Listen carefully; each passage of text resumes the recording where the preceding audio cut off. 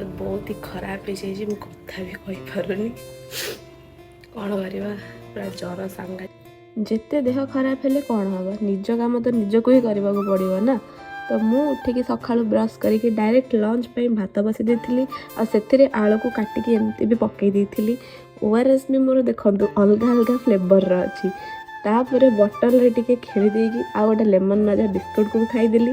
पेट भी गरम हो तो मुझे गाधे पड़ली आज एठी मोर मुंड पाखे रखीदे मोर जी जरूरी जिनस सब गोटे बिंगो खाईदेली भाविली टिके भल लगे मत कि भी खाଇବା टेस्ट लगुनि कि स्मेल होनी कौन पाई केजाणी।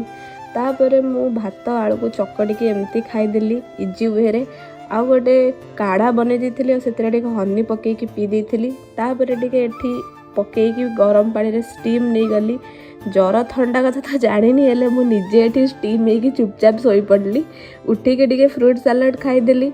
जदि मो वीडियो भल लगी लाइक शेयर सब्सक्राइब निश्चिंत करेंगे। रही जय जगन्नाथ।